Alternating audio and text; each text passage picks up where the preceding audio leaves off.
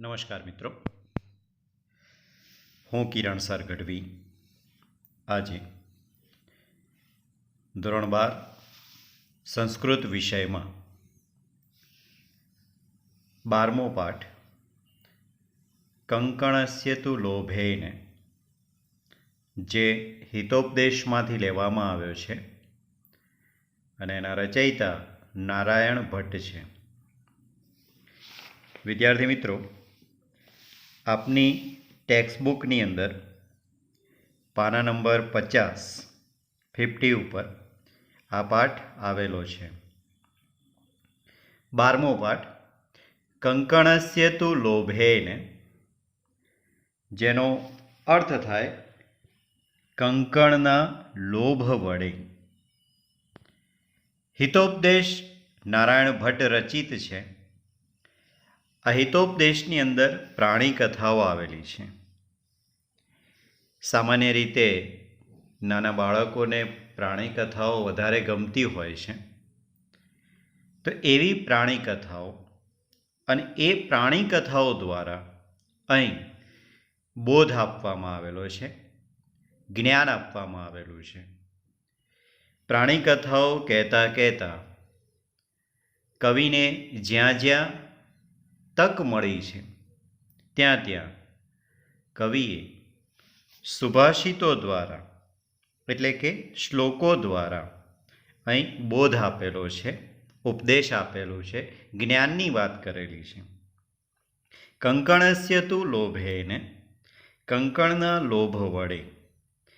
આ પાઠ આપણો હિતોપદેશના મિત્રલાભ પ્રકરણમાંથી લેવામાં આવેલો છે.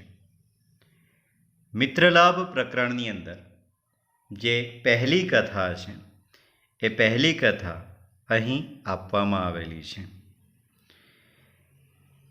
આ પાઠનો આપણે સારાંશ જોઈએ તો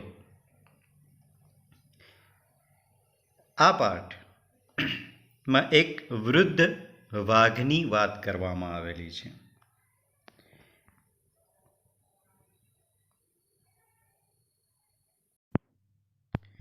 આ વાઘ આખી જિંદગી પશુઓનો શિકાર કરીને પસાર કરે છે, પણ હવે આ વાઘ છે વૃદ્ધ થયો છે.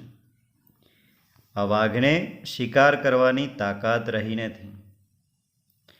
તેથી આ વાઘ પોતાની પાસે રહેલું એક સુવર્ણનું કંકણ અને એનો લોભ આપીને, એની લાલચ આપીને શિકાર કરવાનું વિચારે છે. મનુષ્યનો સ્વભાવ લોભી છે, એટલે એ લાલચમાં આવી અને સુવર્ણ કંકણ લઈ લેશે અને પોતાને શિકાર મળી લેશે એવા વિચારે આ વાઘ છે એ શિકાર કરવાનો વિચાર કરે છે. આ વાઘ એ વટેમાર્ગુઓને એ પોતે બોલાવતો હોય છે અને એમ કહે છે કે મારી પાસે રહેલું આ સુવર્ણનું કંકણ લઈ લો, એમ કહે છે. અને આ લોભથી આકર્ષાયેલો એક મુસાફર એ આ વાઘની લાલચમાં આવી જાય છે. પછી એ મુસાફર વાઘને એમ કહે છે કે મારી નાખવાના સ્વભાવવાળા તમારી ઉપર હું કેવી રીતે વિશ્વાસ રાખું. આપણે જાણીએ છીએ કે વાઘનો સ્વભાવ છે હિંસક છે, મારી નાખવાનો સ્વભાવ છે, શિકાર કરવાનો સ્વભાવ છે. તો પેલો મુસાફર છે, વટેમાર્ગુ છે, એ વાઘને પૂછે છે કે મારી નાખવાના સ્વભાવવાળા તમારી ઉપર કેવી રીતે વિશ્વાસ કરું. જેના જવાબમાં વાઘ છે એ પેલા વટેમાર્ગુને કહે છે કે પોતે જ્યારે યુવાન અવસ્થામાં હતો ત્યારે આ વાઘ છે દુરાચારી હતો. વાઘે ઘણી બધી ગાયો અને મનુષ્યોને મારી નાખ્યા અને પરિણામે એના પુત્રો મરી ગયા, એની પત્ની પણ મૃત્યુ પામી અને પોતે એટલે કે વાઘ વંશ વિનાનો, સંતાન વિનાનો બની ગયો. વાઘ પોતાની કથા આગળ કહેતા કહે છે કે કોઈ એક ધર્મનિષ્ઠ માણસે મને ઉપદેશ આપ્યો કે તમે દાન ધર્મ કરો, અને તેથી તેના ઉપદેશના કારણે પોતે એટલે કે વાઘ સ્નાન કરીને પવિત્ર થયેલો, દાન આપનારો, પોતે ઘરડો થયેલો છે એટલે એમ કહે છે કે ગળી ગયેલા નખ દાંતવાળો બન્યો છું, અને એટલે માટે પોતાની પાસે રહેલું જે આ સુવર્ણનું કંકણ છે એનું દાન કરવા માટે ઈચ્છા રાખે છે. આ રીતે પોતાની વાત કરી અને પેલો વાઘ છે એ વટે માર્ગુને લલચાવે છે, લોભાવે છે, અને એમ કહે છે કે આવો એટલે કે દાન આપનારો, ગળી ગયેલા નખ દાંતવાળો, શું હું તમારા માટે વિશ્વાસપાત્ર ન બની શકું? વાઘની આવી વાતોમાં પેલો મુસાફર છે આવી જાય છે, અને સુવર્ણ કંકણના લોભના કારણે, લાલચના કારણે પેલો મુસાફર છે એ સરોવરમાં સ્નાન કરવા માટે પ્રવેશે છે. પણ પેલો મુસાફર જ્યારે સરોવરમાં સ્નાન કરવા પ્રવેશે છે ત્યારે જ એ મુસાફર ઊંડા કાદવમાં ખૂંપી જાય છે અને નાસવા માટે અસમર્થ બને છે.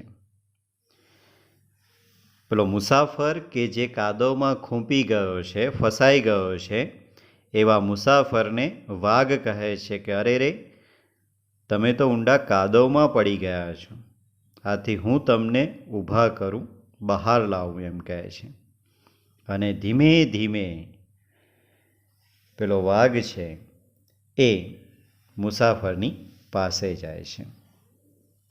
ત્યારે વાઘ વડે પકડાયેલા પેલા મુસાફરને વિચાર આવે છે કે માણસ વેદશાસ્ત્ર ભણે છે એના કારણે નહીં, કે વેદોનું અધ્યયન કરે છે એના કારણે પણ નહીં, પણ દુષ્ટ સ્વભાવવાળાની આ બાબતમાં વાત આગળ હોય છે કે જેવી રીતે ગાયનું દૂધ સ્વાભાવિક રીતે જ મધુર હોય છે, મીઠું હોય છે.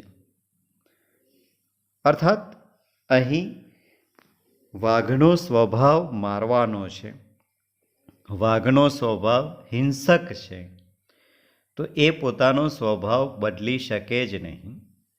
તો મેં આ ઘાતકી સ્વભાવવાળા વાઘ ઉપર વિશ્વાસ કર્યો, એ ખરેખર સારું ન કર્યું. અને આમ વિચાર કરતો હતો પેલો મુસાફર, ત્યારે તેવામાં જ વાઘે એને પકડી લીધો, મારી નાખ્યો અને ખાઈ ગયો. તો ટૂંકમાં આ વાર્તા ખૂબ સુંદર વાર્તા છે, જેમાં લોભનું જે દુષ્ટ પરિણામ પેલા મુસાફરને ભોગવવું પડે છે એ અહીં બતાવવામાં આવેલું છે. આ પાઠની અંદર કવિને જ્યાં જ્યાં તક મળી છે ત્યાં ત્યાં એમણે જ્ઞાન આપ્યું છે, શ્લોકો દ્વારા, સુભાષિતો દ્વારા ઉપદેશ આપેલો છે. આ પાઠની અંદર 5 શ્લોક એવા છે કે જેની અંદર સુભાષિત વચનો આપેલા છે અને એ વચનો દ્વારા ઉપદેશ મળે છે. આપણે જ્યારે અનુવાદ કરીશું ત્યારે એ શ્લોકો ઉપર વિશેષ ભાર મૂકીશું. સારાંશમાં જો એક જ વાક્યમાં કહેવું હોય તો કહી શકાય કે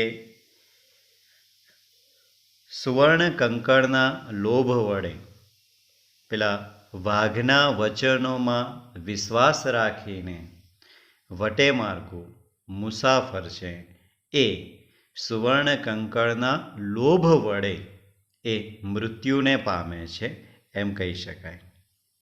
હા, તો વિદ્યાર્થી મિત્રો, હવે આપણે અનુવાદ કરવા પ્રયત્ન કરીએ. એક એક શબ્દ એને આપણે છૂટા પાડીને શબ્દશઃ અનુવાદ કરવા પ્રયત્ન કરીશું.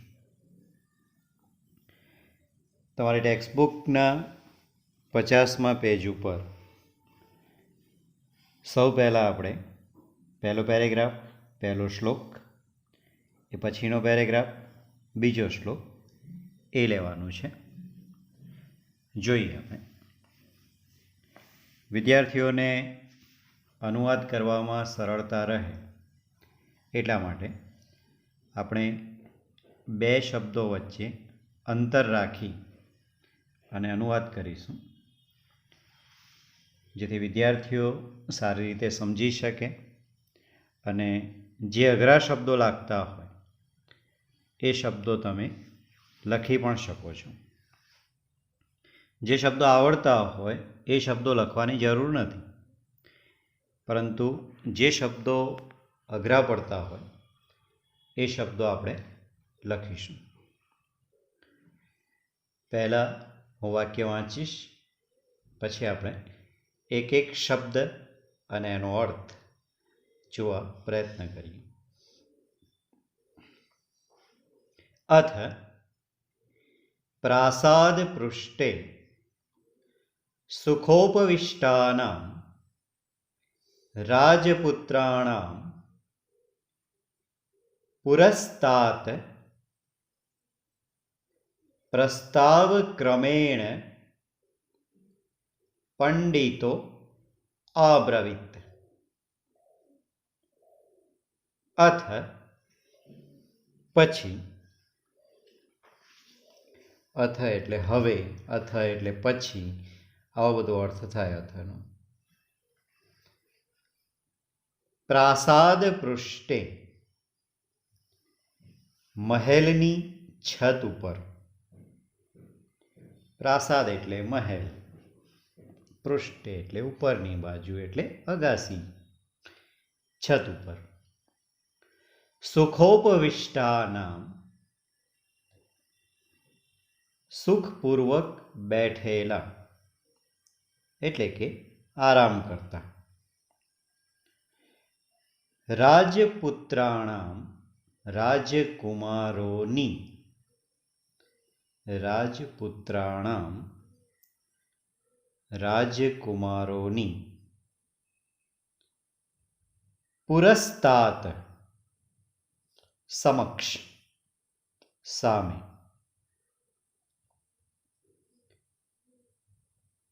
પુરસ્તાત સમક્ષ, સામે. પ્રસ્તાવ ક્રમેણ આરંભ કરવાના આશયથી. પ્રસ્તાવ ક્રમેણ. હવે પેલા પંડિત જે છે એમને રાજકુમારોને વાત કહેવી છે, તો વાત કહેવાના આરંભના આશયથી. પ્રસ્તાવ ક્રમેણ, વાત કરવાના આરંભથી. પંડિત છે એ હવે પેલા જે રાજકુમારો છે કે જે મહેલની છત ઉપર આરામ કરી રહ્યા છે એ રાજકુમારોની સામે કથાની શરૂઆત કરવા પેલા પંડિત છે જઈ રહ્યા છે, તો એની વાત કરવામાં આવેલી છે. પ્રસ્તાવ ક્રમેણ રજૂઆત કરવા માટે, કથાની શરૂઆત કરવા માટે, કથાનો આરંભ કરવા માટે. પંડિતો અબ્રવીત, પંડિત બોલ્યા. પંડિતો અબ્રવીત, પંડિત બોલ્યા. ભો રાજપુત્રાઃ શૃણુત. ભો રાજપુત્રાઃ, અરે ઓ રાજપુત્રો, અરે ઓ રાજકુમારો, શૃણુત સાંભળો. હવે શ્લોક આવે છે,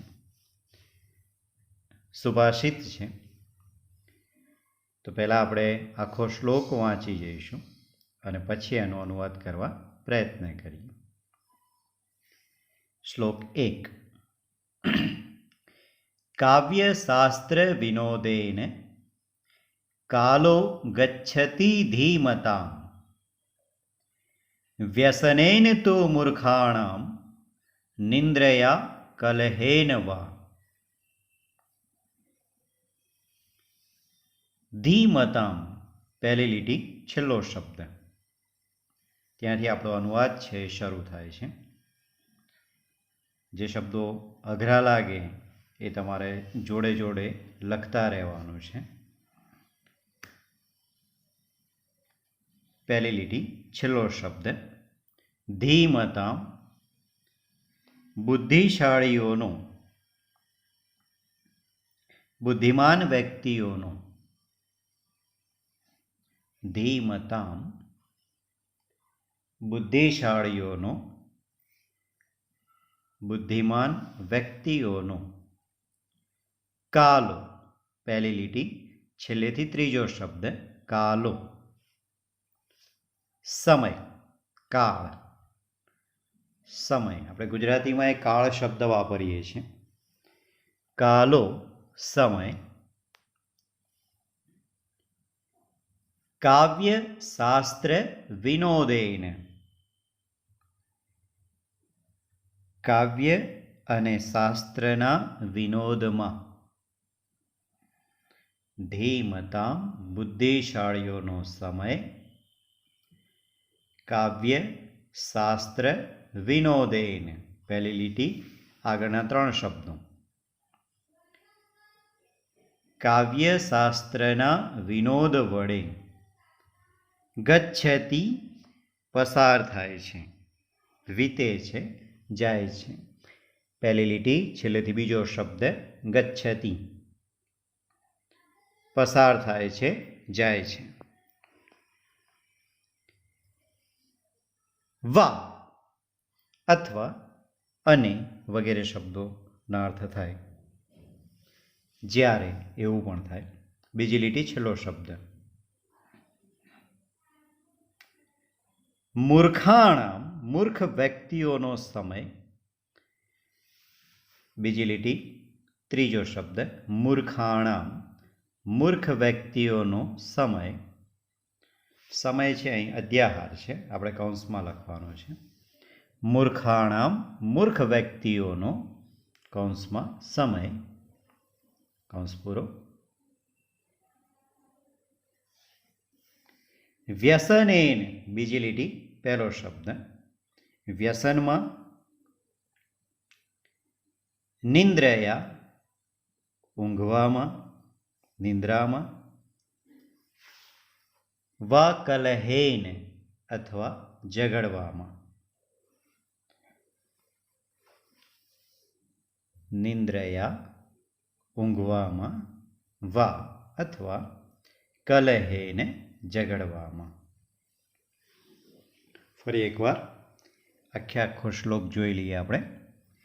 પહેલી લીટી છેલ્લો શબ્દ ધીમતામ, બુદ્ધિશાળીઓનો, બુદ્ધિમાન વ્યક્તિઓનો. કાલો સમય. કાવ્ય શાસ્ત્ર વિનોદેન, કાવ્ય અને શાસ્ત્રના વિનોદમાં. ગચ્છતિ પસાર થાય છે, જાય છે, વીતે છે. જ્યારે મૂર્ખાણામ બીજી લીટી ત્રીજો શબ્દ મૂર્ખ વ્યક્તિઓનો કૌંસમાં સમય. વ્યસનેન વ્યસન કરવામાં. નિંદ્રયા ઊંઘવામાં, નિંદ્રામાં. વા બીજી લીટી છેલ્લો શબ્દ વા અથવા કલહેન ઝઘડવામાં, કલહ કરવામાં. પસાર થાય છે, અધ્યાહાર છે એટલે કૌંસમાં લખવાનું છે આપણે. એના માટે વિશેષણ આપેલું નથી.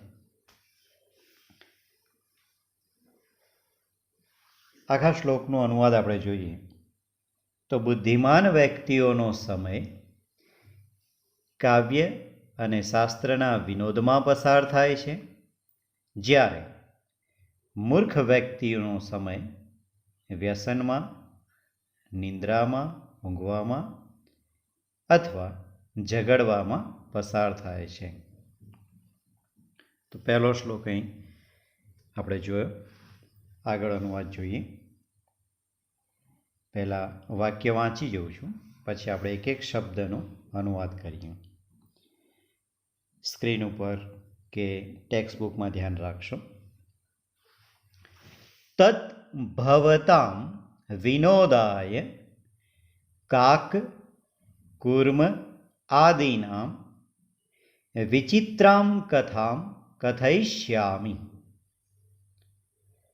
તદ્ભવતામ, તદ્ભવતામ જે આપણો પહેલો શબ્દ છે ત્યાં બે શબ્દ છે. તદ્ભવતામ, તદ્ તો, ભવતામ આપના, ભવતામ આપના,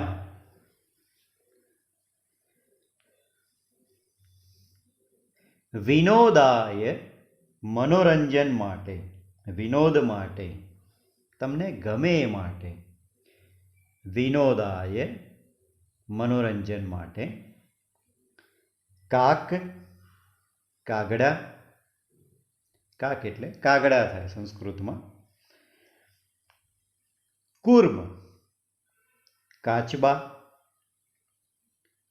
કૂર્મ એટલે કાચબો થાય, કાક કાગડા, કૂર્મ કાચબા, આદિનામ વગેરેની,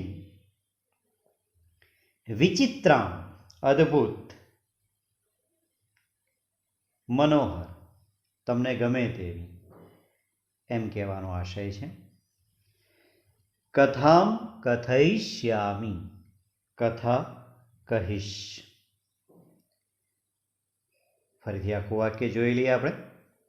તદ્ભવતામ તો આપના, વિનોદાય મનોરંજન માટે, કાક કૂર્મ આદિનામ કાગડા કાચબા વગેરેની,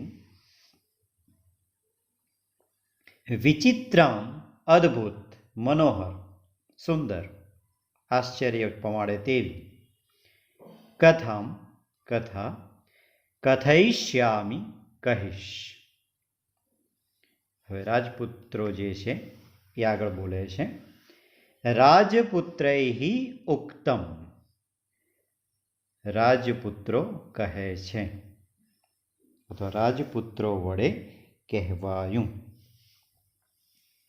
આર્ય હે આર્ય, હે શ્રીમાન, કથયતુ કહો, આર્ય હે આર્ય, કથયતુ કહો.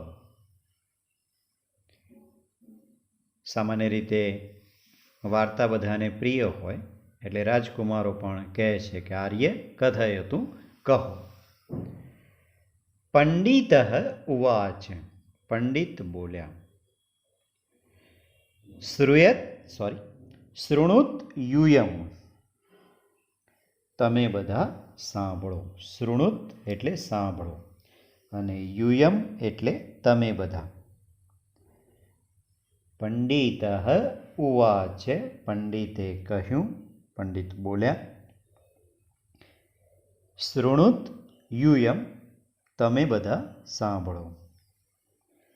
સંપ્રતિ મિત્રલાભ પ્રસ્તુયતે, સંપ્રતિ અત્યારે, હાલ, હમણાં, એવા બધા શબ્દોના અર્થ થાય. સંપ્રતિ અત્યારે, હમણાં. મિત્રલાભ, મિત્રલાભ નામનું પ્રકરણ, પ્રસ્તુયતે રજૂ કરું છું. આપણે સારાંશમાં જોયું હતું કે હિતોપદેશના મિત્રલાભમાંથી આપણી આ કથા લેવામાં આવેલી છે. તો એની વાત કરવામાં આવી છે કે સંપ્રતિ હાલમાં, અત્યારે, મિત્રલાભ પ્રસ્તુયતે, મિત્રલાભ નામનું પ્રકરણ પ્રસ્તુયતે રજૂ કરું છું. ઓકે. તત્ર ત્યાં એટલે કે મિત્રલાભ નામનું જે પ્રકરણ છે ત્યાં ઇયમ પ્રથમા કથા આ પહેલી કથા છે અથવા આ પ્રથમ વાર્તા છે કે અત્યારે હું મિત્રલાભ નામનું પ્રકરણ પ્રસ્તુત કરું છું અને તેની આ પ્રથમ કથા છે. ઓકે. હવે તમે ટેક્સ્ટબુકમાં જો બીજા નંબરનો શ્લોક છે. હા, ત્યાં આપણા પાઠનું શીર્ષક આવેલું છે. જોઈએ. સૌ પહેલાં આપણે વાંચી જઈએ છીએ અને પછી આનો અનુવાદ કરવા પ્રયત્ન કરીએ છીએ.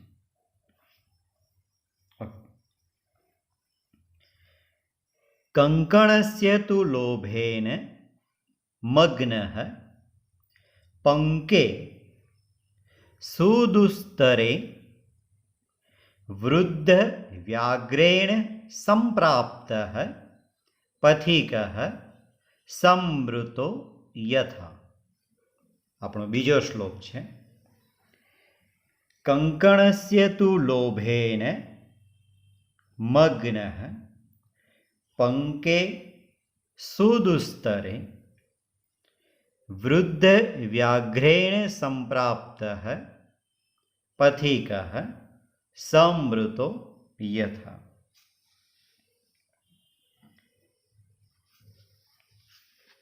અનુવાદ કરવા આપણે પ્રયત્ન કરીએ.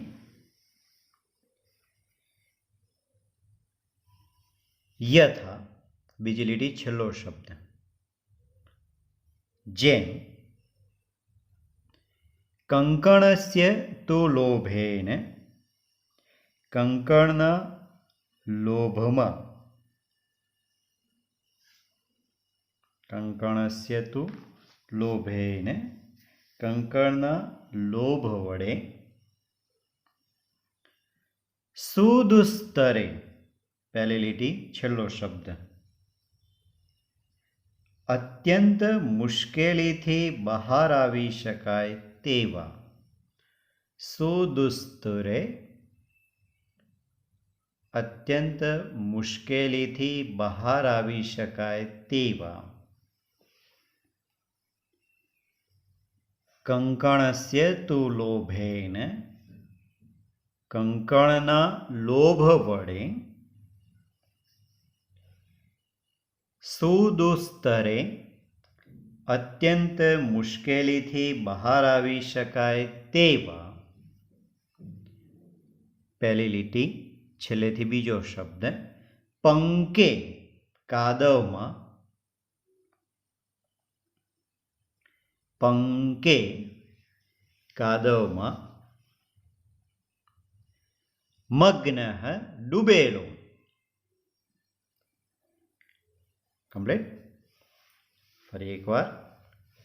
કંકણસ્ય તુ લોભેન કંકણના લોભ વડે સુદુસ્તરે અત્યંત મુશ્કેલીથી બહાર આવી શકાય તેવા પંકે કાદવમાં મગ્ન ડૂબેલો. ઓકે. બીજી લીટીમાં જુઓ. વૃદ્ધ વ્યાઘ્રેણ વૃદ્ધ વાઘ વડે અથવા વૃદ્ધ વાઘને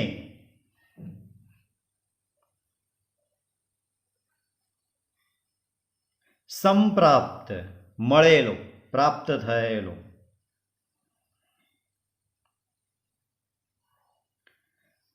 વૃદ્ધ વ્યાઘ્રેણ વૃદ્ધ વાઘને વાઘ વડે સંપ્રાપ્ત મળેલો પ્રાપ્ત થયેલો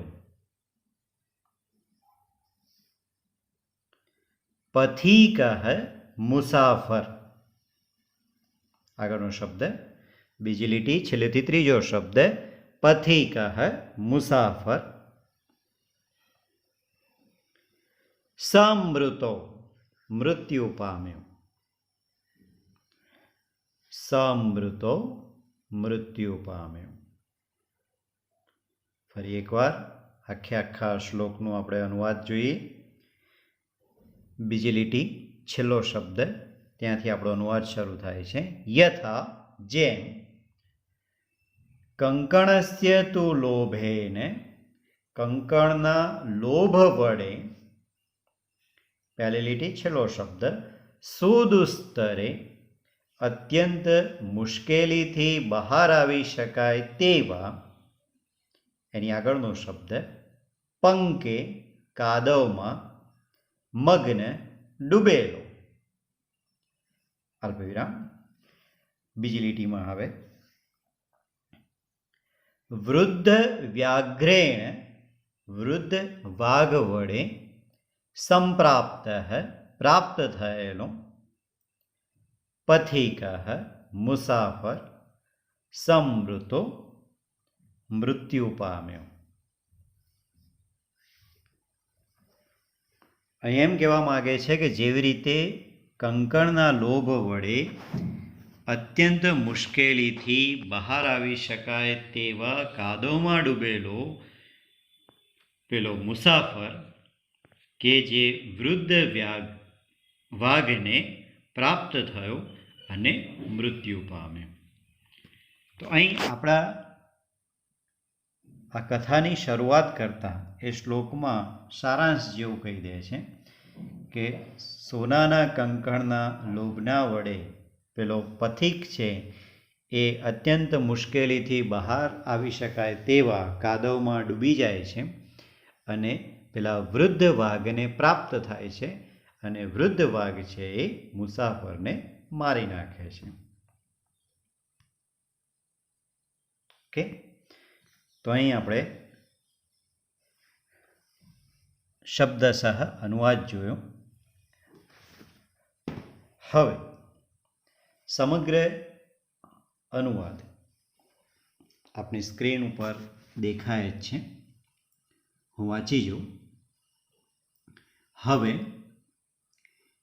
મહેલની છત ઉપર આરામથી બેઠેલા રાજકુમારો સામે કથાનો આરંભ કરવાના આશયથી તે પંડિતે કહ્યું. પછી શ્લોક આપણે જોયો. બુદ્ધિમાન વ્યક્તિનો સમય કાવ્ય અને શાસ્ત્રના વિનોદમાં વીતે છે, જ્યારે મૂર્ખ વ્યક્તિનો સમય વ્યસન, ઊંઘવામાં અને ઝઘડવામાં વીતે છે. એ પછીનો પેરેગ્રાફ. તેથી આપના મનોરંજન માટે કાગડા, કાચબા વગેરેની અદ્ભુત વાર્તા હું તમને કહીશ. રાજપુત્રો બોલ્યા, હે શ્રીમાન, કહો. પંડિત આગળ કહે છે. પંડિતે કહ્યું, તમે બધા સાંભળો.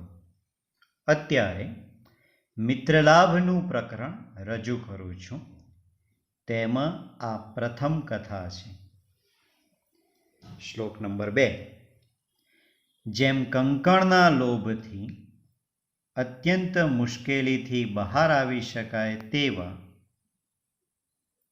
કાદવમાં ડૂબેલો વૃદ્ધ વાઘને ભોજન માટે પ્રાપ્ત થયેલો મુસાફર મૃત્યુ પામ્યો.